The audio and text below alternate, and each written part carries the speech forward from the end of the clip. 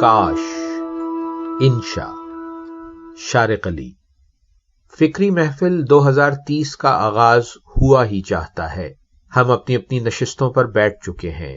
میرا نام تاکاسو ہے۔ میں اپنے ساتھیوں ٹم، یوری اور لز کے ساتھ میٹروپولس ڈوم میں رہتا ہوں اور یہیں اس فکری محفل کا انعقاد ہے۔ ہمارا ڈوم خلا میں نئی انسانی بستیوں کے امکان اور امید کی علامت ہے۔ یہ انسانی تاریخ کی پہلی خلائی بستی ہے کہ جو ناسا اور انٹرنیشنل اسپیس ایجنسی کے اشتراک سے $60 بلین کی خطیر رقم سے قیام پذیر ہوئی۔ یہاں پہنچنے میں ہمیں 7 مہینے لگے۔ زمین پر واپسی کے لیے کوئی ٹیکنالوجی دستیاب نہیں۔ زندگی یا موت۔ اب مریخ ہمارا مستقل مسکن ہے۔ انتخاب کے مشکل مراحل اور جانسن اسپیس سینٹر میں کئی سالوں کی بھرپور ٹریننگ سے گزر کر اب ہم یہاں مریخ پر ناموافق حالات کے ہوتے ہوئے بھی روزمرہ کی زندگی اور سائنسی مصروفیت کو کامیابی سے سر انجام دیتے ہیں۔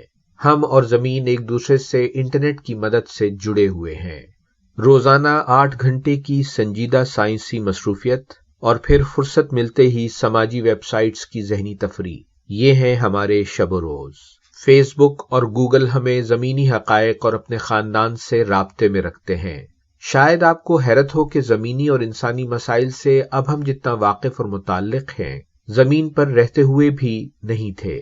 سچ تو یہ ہے کہ ہم چاروں کا ذہن ہمہ وقت زمینی کیفیتوں کی بارش میں شرابور رہتا ہے۔ آج کی فکری محفل میں جو مقالہ پڑھوں گا اس کا عنوان ہے خوبصورت دنیا کی بدصورت سیاسی اور جغرافیائی تقسیم، انسانی قدروں کی پامالی کا سبب۔ ٹم جس موضوع پر گفتگو کرے گا وہ ہے افلاس، علمی محرومی اور کثیر وسائل کی نابینا ترجیحات۔ لز ایک شاعرہ بھی ہے۔ وہ آج 2 نظمیں سنائے گی۔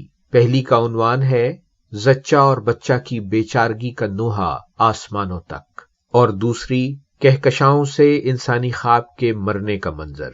یوری کے اختتامی مقالے کا عنوان ہے لمحہ آج میں $60 بلین کا فلاحی ہدف، زمین یا آسمان۔ اور ہماری آج کی فکری محفل کا بنیادی خیال ہے کاش۔